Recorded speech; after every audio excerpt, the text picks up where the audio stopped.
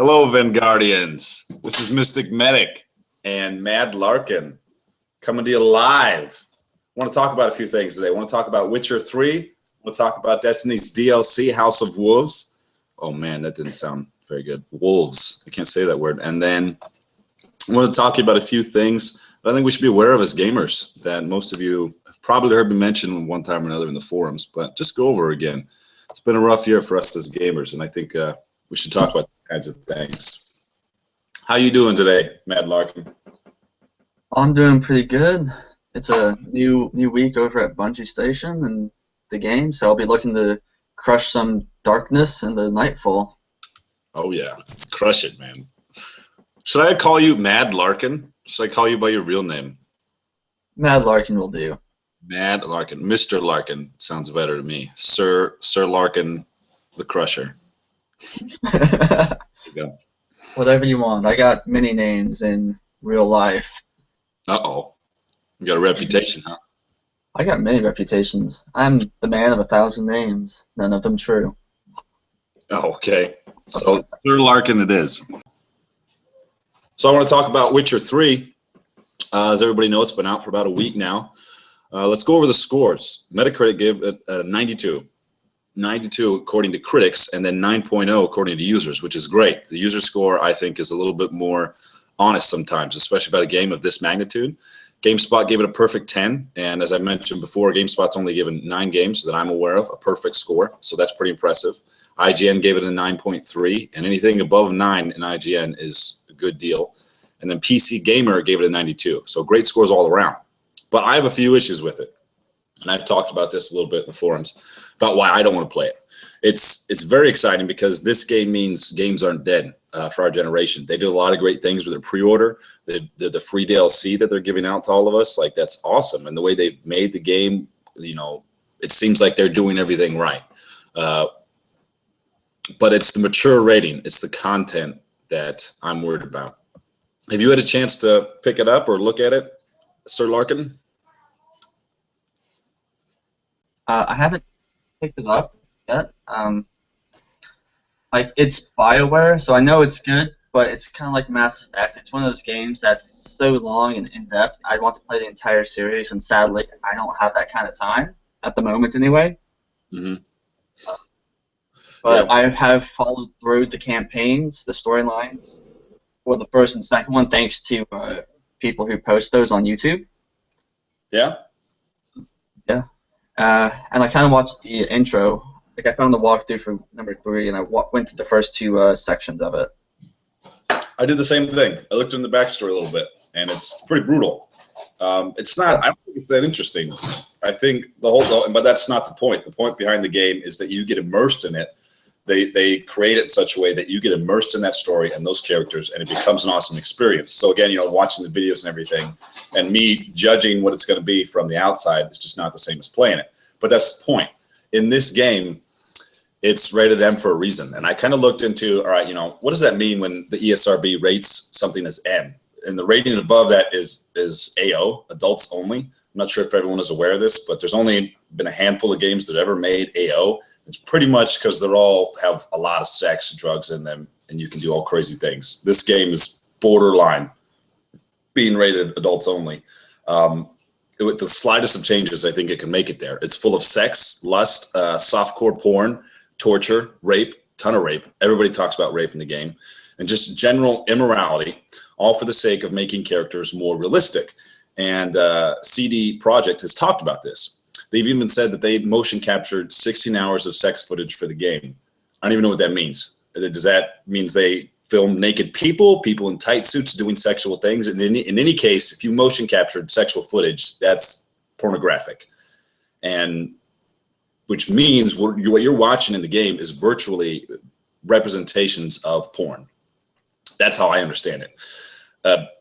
I can understand you want to make characters more realistic, and that's kind of debatable why you would do that with sex. But the real issue is what kind of reality do we want to be entertained by as gamers here? The paganism, the magic, the killing of baddies in any video game is much easier to digest and consume intellectually But it's these deeper morals that will ultimately affect you and I in this game. And the point is, you can't escape them. That's their story is meant to immerse you and draw you into these things. It's the very roots of the story. And I'm going to link an article down here that CD Projekt has talked about this. For example, the first scene has a lot of sex in it, and they've spoken about why they did it that way. It's from Game Rant, so I'll post that down in the comments. Also, I want to point out what I mean by these issues will affect you. It's a simple idea. Just as when you read a book or watch a movie or spend the day with a friend, the events that happen trigger emotions, create memories, and one way or another affect the way you think and feel about things in your life. The metaphor that can be used is eating healthy. When you put junk food in your body, you get unhealthy and you suffer for it.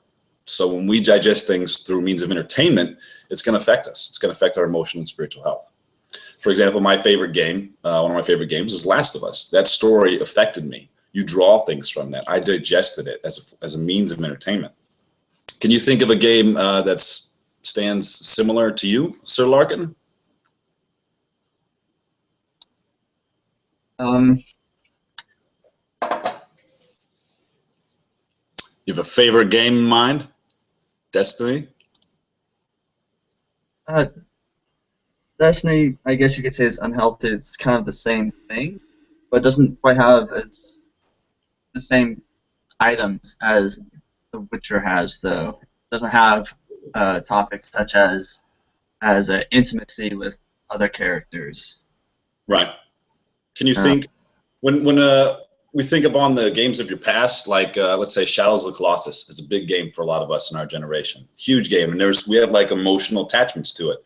It was great, and that's the point I'm trying to make with any sort of entertainment can affect you. Like even a movie. A great movie that I like, Shawshank Redemption. That movie kind of triggers things in you. You digest it in a certain, sense. And that's what I'm worried about for myself and for us as gamers with The Witcher 3.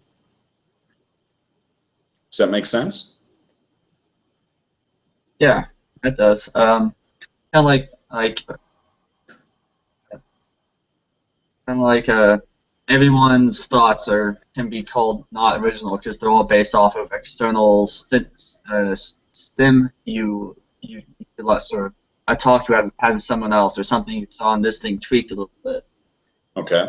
Like anything you kind of experience affects you and kind of becomes a little part of you. Yeah. I understand. And I remember being pointed out. People will say, commercials just on television don't affect you. It's just an advertisement. But I disagree. Anything that happens in life affects us one way or another. There's a reason why the Super Bowl charges millions of dollars for 15, 30 seconds for advertising time during the show, because the commercials do something. There's an effect there. And all I'm trying to point out with all this, is we as gamers, before you pick this game up, take some time and think about it.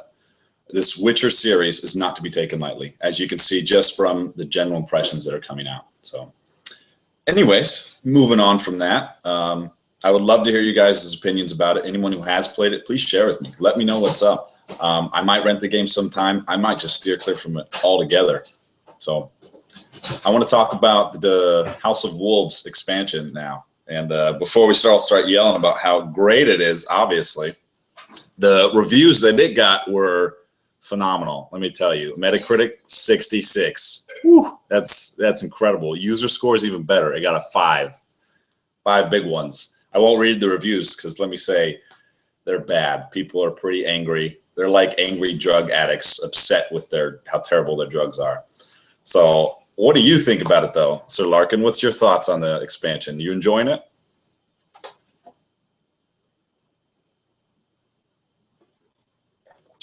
You enjoying playing the DLC?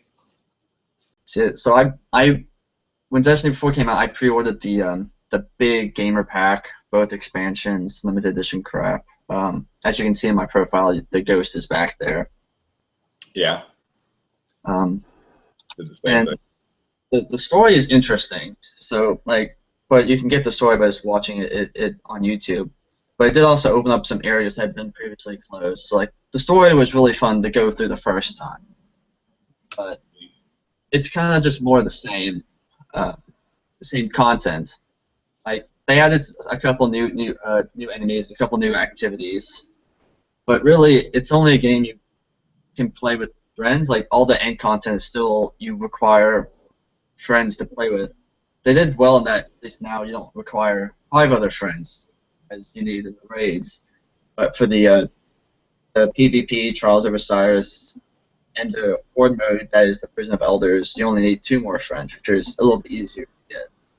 Yeah, that's But good. ultimately, the mechanics haven't changed too much. You go somewhere, you kill some things, revive some teammates, and I can see the reviews being so low in that they're not quite, they're not really generating new content so much. But then, So- like, also Bungie's user base, their fans, are kind of fickle, you could say. Like they're kind of like meth addicts for Bungie stuff, and so they're kind of demanding more and more, and Bungie can't really keep up with their demands. Also, they complain a lot about a lot of stuff, like, oh, this weapon sucks, oh, this one's overpowered, and so Bungie is also scrambling to address those issues so their fans are happy, which would further delay any new content that they would have. I agree. I think it's interesting, and you could go on to kind of say what gaming culture has become in general. And I don't want to cover that too much. You know, we all can go back and forth with what Destiny is and is not. But the DLC in general, you like it. It's just not great. Is that what you're saying? Yeah, like I like to play through it. Like I played it through when it first dropped with Wubier and Cheo Do Kameo. There you go. And we had great fun, like finding. So like Yeah. we really enjoyed it, like finding new items, finding out new enemies, like where enemies are coming from, going and exploring new areas. It was a lot of fun, but I don't really feel a drive to go back through the campaign again, unless it's the daily mission.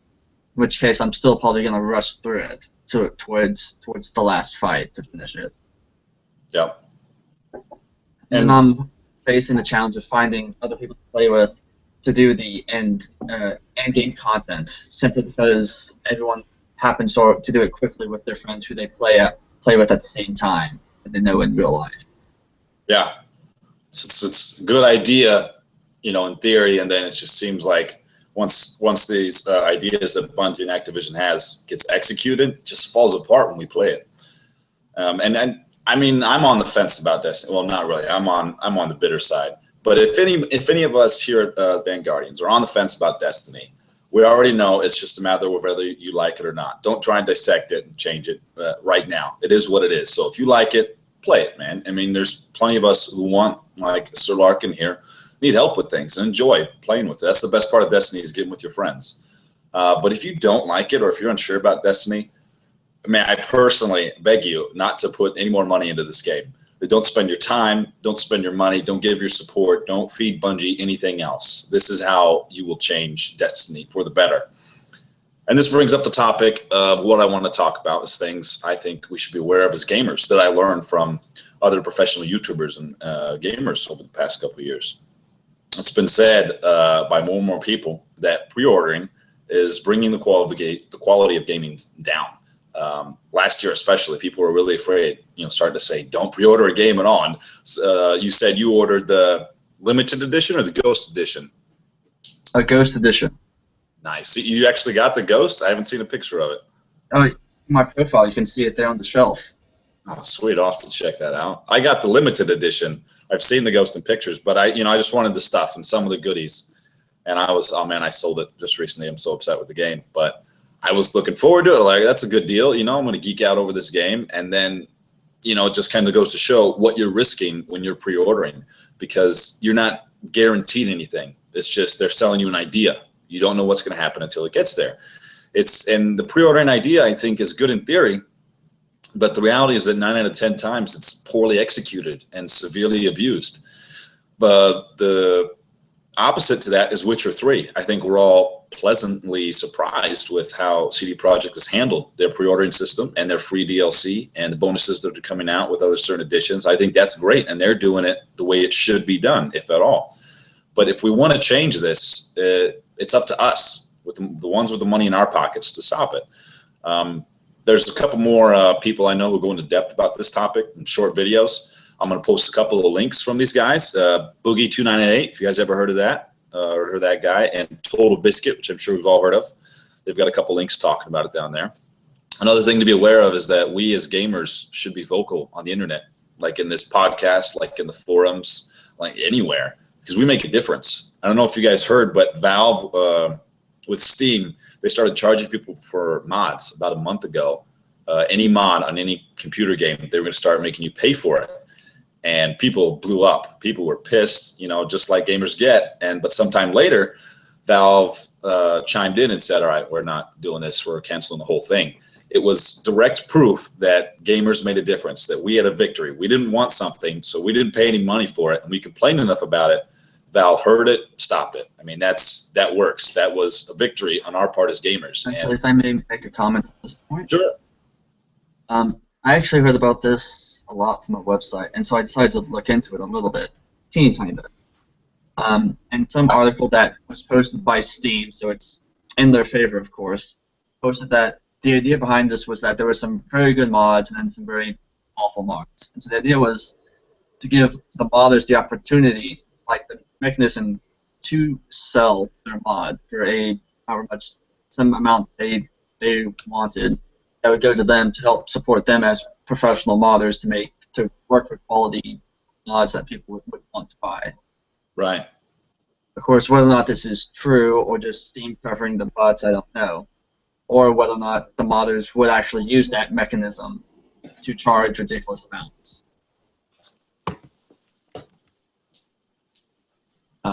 That's what I had on that. That doesn't seem so bad, but ultimately people would have the same reaction. If some modder that made mods started charging for his mods, they'd probably stop downloading it. Yeah, I see what you're saying. And it's awesome, though, that there's enough people who didn't agree with it, didn't like it, and so the company actually changed it. A lot of times we're kind of I feel like, especially on Sony or Microsoft, we just have to take whatever the developers want to do, and there's nothing we can do about it, Yeah. But check out those videos. They make up some good points. And, I love reading articles about gaming culture. Like Sir Larkin here was pointed out, found out some details about it. I like that kind of stuff. It's interesting to me. And I think it's important because we as gamers, it's something we're going to do for the rest of our lives. We need to know that we can make a difference. Hey, Captain Planet said, power is yours, man. This is the truth. So lastly, I want to introduce a surprise guest host. Talk about a few things for a couple minutes, if you guys don't mind. I want to introduce the lovely and the incredible Sylvia. It's going to pop a squat right here next to me. Oh, hi. Hello. Hi. Nice to meet you all, and Sir Larkin, Mad Larkin. So, Sylvia, I have a question for you. So, Patrick, I have an answer for you. If you could have any superpower, what would it be? Teleporting. What? Why? Tell me why. Okay, well, the joke, or the prank, I guess, when, I would be standing beside you, and I'd, reach behind you, tap you on the other side, you'd look that way, right? And at first be freaked out, but then you'd look the other way, and you'd be like, oh, you got me. So just think about if I could do that while I could teleport. Do you have any idea how, crazy I could freak people out? I'd be the ultimate prankster of tapping people on the wrong shoulder. And that in and of itself is a good enough reason for me to want to teleport. Pretty much. Plus against anyone who naysays against teleporters, X-Men 2, Nightcrawler changed the game and made it badass. Especially if momentum is kept. She's like, what? Who's that? Yeah. I know Nightcrawler. Sure. No, you don't. Don't lie. FYI. Tapping people on the shoulders. What about you, Sir Larkin? What power would you like to have? I'm not really sure. From the third one, that girl with the portals, that seemed pretty cool to me. Plus, the game Portal was awesome. There's so much you can do with portals that's both useful and combat ready. Oh yeah, I don't remember that Pretty girl. cool. She had Oh yeah, portals? she was when she died, she was taking on 5 Sentinels at the same time and doing pretty well if they weren't invincible. like Portal 2, kind of like shooting portals with a gun thing, or like with her hands. Yeah, she would make portals, like open the portal somewhere and end it somewhere else. And she was like directing these Sentinels face blasts into other ones. Oh, yeah. Like she was taking on 5 and doing pretty well. She only died because those things were invincible, like cheating. Stupid X-Men. I like how we're all picking X-Men kind of stuff. I would also Of pick course. an X-Men. Colossus, the guy with the armor. Me and my friends talked about that. We were downrange.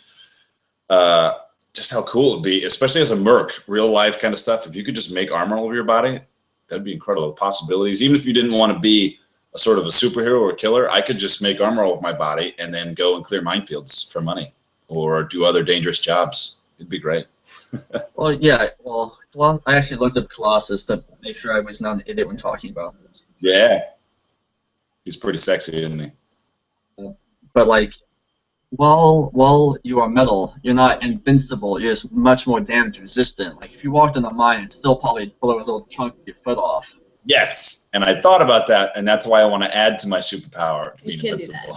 I can't. I want to Cheating. be Cheater. Colossus plus invincible. Yeah, So 2 I want to superpowers. modify. It's not. It's I want his superpower, but better. That's what I want. If I it's my dreams. your fantasy. Don't crush them. It's okay. I'll still freak you out when I tap you on the shoulder and you look behind you and poof, I'm gone. So you're welcome. It's my wife. Just know there is no best superpower.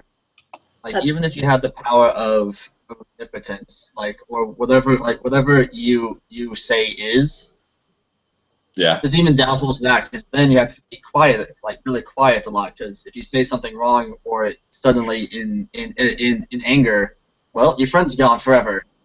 Yep. You can't go back on that. I like that. There's actually a Star Trek episode about that exact thing happening.